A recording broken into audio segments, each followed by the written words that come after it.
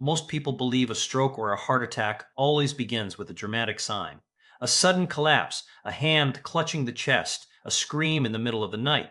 That is what films have taught us to expect. But after the age of 60, the events that end lives most quietly are the ones that give no signal at all. They build slowly, in silence, while you sleep. And in far too many cases, the person simply never wakes up. He died in his sleep. Those 5 words have echoed through more hospital corridors than I can count. And here's the part that keeps me awake some nights. In case after case, the cause was not some rare disease or bad luck. It was something ordinary, something the person did every single evening without ever suspecting it was slowly loading a weapon aimed at their own heart. I am Dr. William Lee, and I have spent more than 20 years opening chests, repairing arteries, and holding failing hearts in my hands. I have also spent more than 20 years watching the same preventable patterns repeat themselves in patient after patient, people who had absolutely no idea what they were doing to themselves night after night. Tonight I am going to show you the habits that quietly increase the risk of heart attacks and strokes during sleep. Then I will show you exactly how to protect yourself, one simple evening at a time. Stay with me, because what you learn in the next few minutes may be the most important thing you hear this year, and it may be the thing that saves someone you love. Here is something most people never realize. Your cardiovascular system does not shut down when you fall asleep. It simply shifts gears. In a healthy body, nighttime is when your blood pressure naturally falls, usually by about 10 to 20% compared with daytime levels. Your heart rate slows, your arteries relax. It is a biological reset, a form of maintenance your body has been performing your entire life. But after the age of 60, that system becomes far less reliable. Blood vessels grow stiffer, blood pressure regulation becomes less precise. Certain hormonal signals that once protected your heart during the night begin to weaken, and the margin for error becomes much, much smaller. During the day, your cardiovascular system has backup mechanisms. It can compensate, it can adapt. At night, many of those protective mechanisms are essentially offline. Your body is running with a skeleton crew. That is why the hours between midnight and 6 in the morning carry the highest risk of heart attack and stroke for older adults. Not the afternoon, not the morning rush, the quiet hours when no one is watching but your habits are. And what happens during those dangerous hours is largely decided by what you did before turning off the light. Let me begin with the habit that surprises my patients the most. What time did you eat dinner last night, and what was on your plate? I ask every patient that question. So many people over 60 tell me they eat dinner around 8 or 9 at night, sometimes even 10. A full meal, pasta, rice, meat, maybe something fried, followed by sitting on the couch and then going to bed within an hour or two.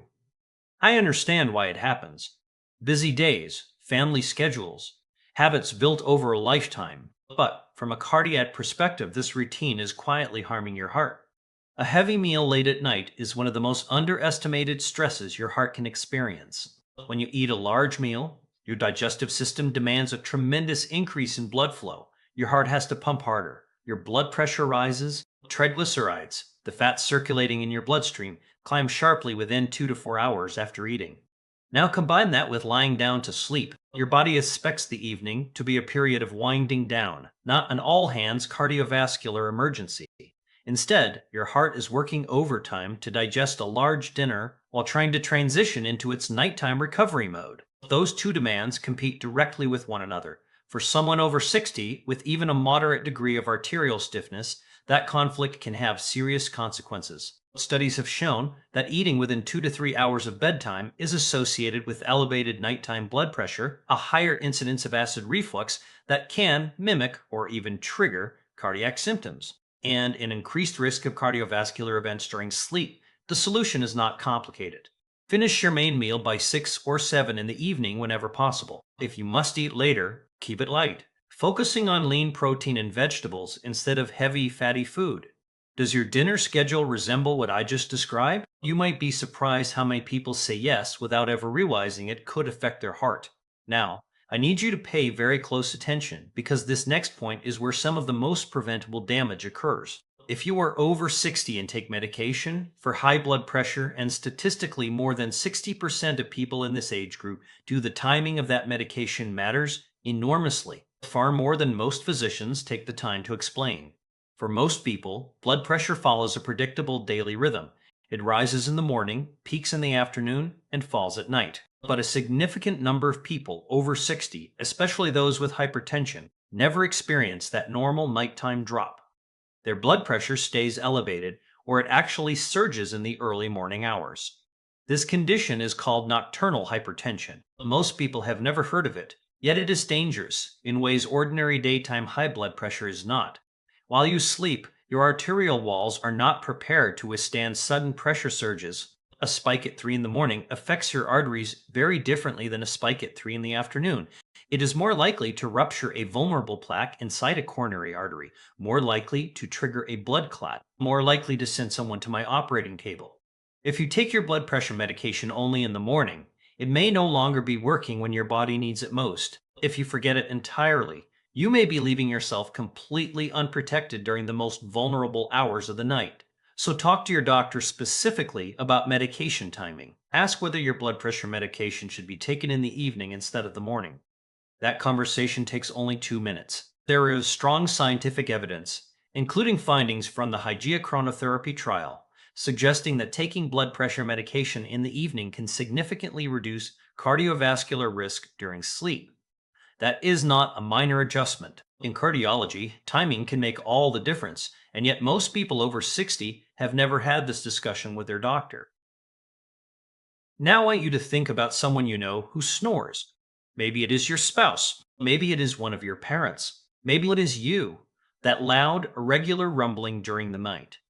Most people dismiss it as an annoyance, something to joke about, something that earns an elbow from a partner in bed. I treat it as a warning sign of heart disease until proven otherwise. After more than 20 years, I mean that literally. Sleep apnea is one of the most underdiagnosed and underestimated conditions I see in patients over 60. It is estimated that more than 30% of older adults have some form of it, yet the vast majority have never been diagnosed or treated. They have no idea what it is doing to their heart every single night. Here is what actually happens during an episode. You stop breathing for 10 seconds, 40 seconds, sometimes longer.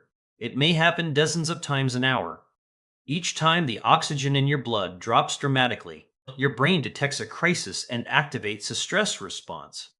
Adrenaline is released, cortisol rises, your heart rate suddenly accelerates, your blood pressure spikes. Your heart is essentially jolted awake while the rest of your body stays asleep, night after night, year after year. Imagine that happening 30, 40, even 50 times in a single night. What that does to your cardiovascular system is anything but subtle. Sleep apnea is directly associated with a threefold increase in the risk of heart attack. That statistic alone should make you stop and think. It is also strongly linked to irregular heart rhythms, including atrial fibrillation, a condition that dramatically increases the risk of stroke. It accelerates the thickening and stiffening of the arterial walls. And because all of this happens while you are asleep, most people have no idea anything is wrong until a serious event occurs. Watch for morning headaches, feeling exhausted despite a full night of sleep, needing to urinate frequently during the night, waking with a dry mouth, or waking with a sensation of choking or gasping for air. If any of those sound familiar, talk to your doctor about a sleep study. Here is what I tell my patients directly. If you snore heavily, you are over 60, and you have any history of heart disease or stroke, being evaluated for sleep apnea is not optional. It is an essential part of your cardiac care, period. The treatment, most commonly a CPAP device, is not glamorous. I know that, but the evidence for its benefit to heart health is remarkable. Patients who use it consistently experience measurable reductions in blood pressure, lower rates of atrial fibrillation, and significantly reduced cardiovascular risk. One device, one habit, enormous protection. Has anyone ever told you that you stop breathing while you sleep? Think carefully before you move on. Now let us talk about another habit driven by perfectly logical thinking, which is exactly why it is so easy to overlook. Many people over 60 intentionally reduce how much they drink in the evening. The reason makes complete sense. They want to avoid waking at 2 in the morning to use the bathroom. Interrupted sleep is frustrating. Getting out of bed at night increases the risk of falling.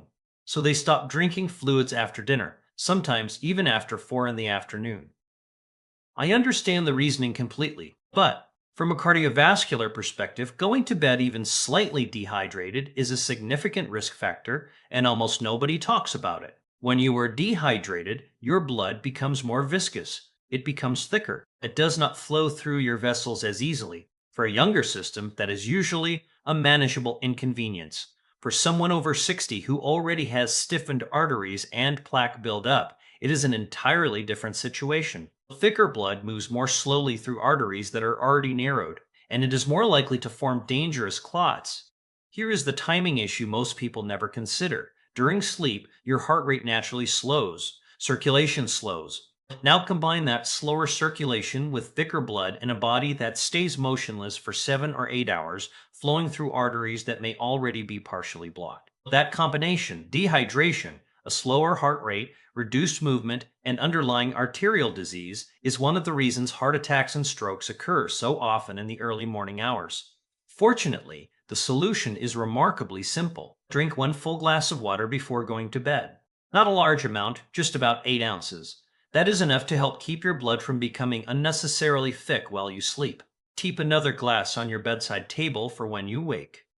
If you wake feeling slightly thirsty at 2 in the morning, your body is asking for something your heart needs as well. You do not have to choose between a good night of sleep and protecting your heart. Now, here is another habit that surprises almost every patient because it sounds too simple to matter.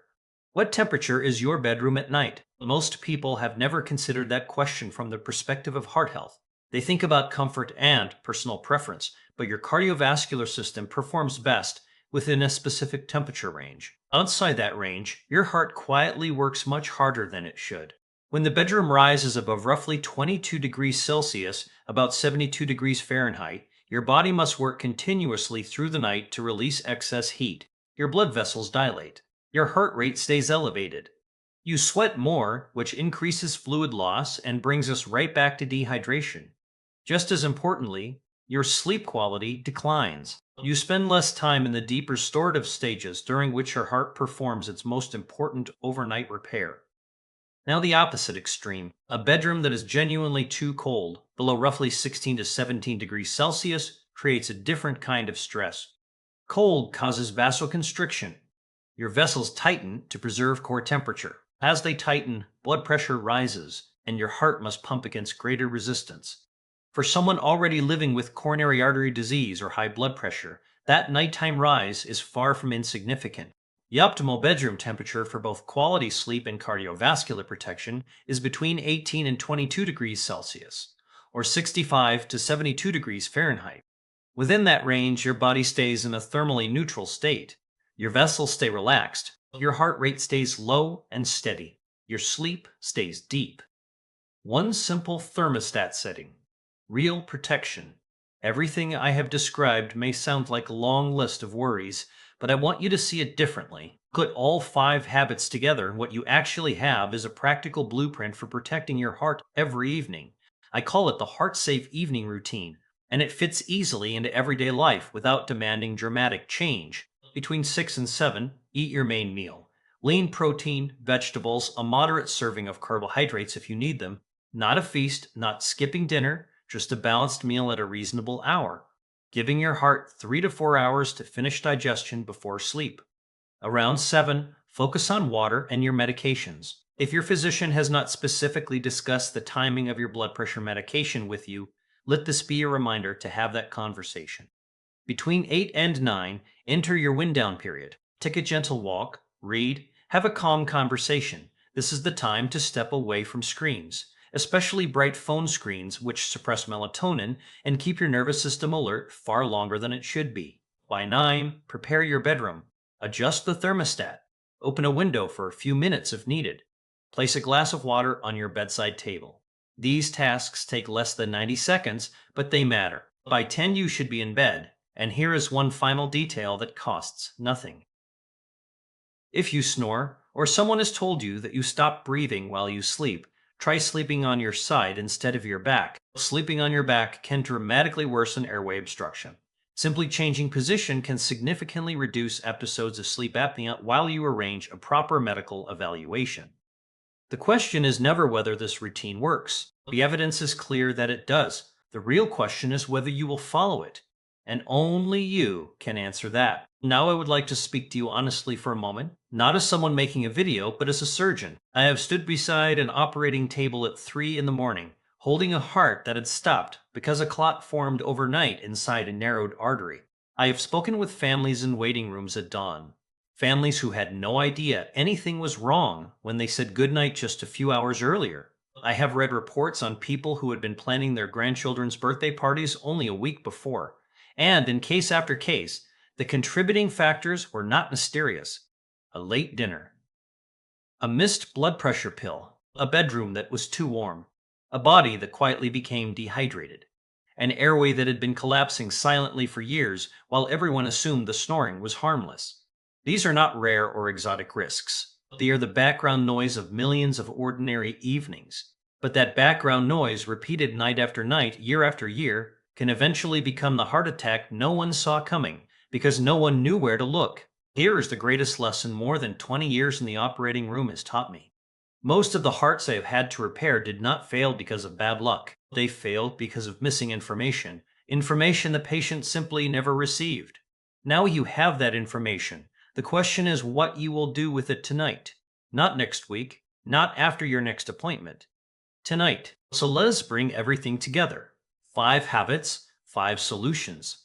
First, finish your main meal by 6 or 7 in the evening.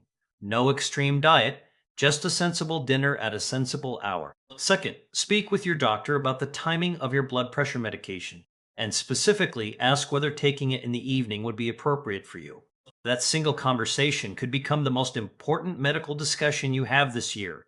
Third, if you snore, wake exhausted, or if anyone has ever told you that you stop breathing while sleeping, get evaluated for sleep apnea. Once you are over 60, this is not optional. It is an essential part of protecting your heart. Fourth, drink 1 glass of water before bed and keep another on your bedside table. Do not let your blood grow thicker overnight simply because you wanted to avoid getting up. Fifth, keep your bedroom temperature between 18 and 22 degrees Celsius or 65 to 72 degrees Fahrenheit. That one simple adjustment helps protect your blood vessels and costs absolutely nothing. Now I would like to ask you something directly, and I genuinely appreciate your answer in the comments below. Which of these 5 habits do you recognize in yourself? I have a feeling at least 2 or 3 of them probably sound familiar. And if they do, you are certainly not alone. Most of my patients recognize themselves somewhere on this list. The difference is that now you know what to do about it. If you found this helpful, please share it. There is almost certainly someone in your life, a spouse, a brother or sister, a close friend, or another loved one over the age of 60 who has never connected their nightly routine with the health of their heart. Send this to them. It may be the thing that keeps them from becoming another story that begins with those 5 words. He died in his sleep. Take care of your heart. It has been working faithfully for you every minute of every day and every night throughout your entire life. Give it the conditions it needs to keep working for many more years. One final thought. Everything I have shared today is general medical information based on current cardiovascular research and my own clinical experience. It is not a substitute for personalized medical care. Before making any changes to your medication schedule, especially the timing of your blood pressure medication, please consult your own physician. That is not simply a legal disclaimer. It is sincere advice from Dr. William Lee, someone who genuinely hopes you will still be watching this channel 10 years from now. Good night, sleep well, and starting tonight, take good care of yourself.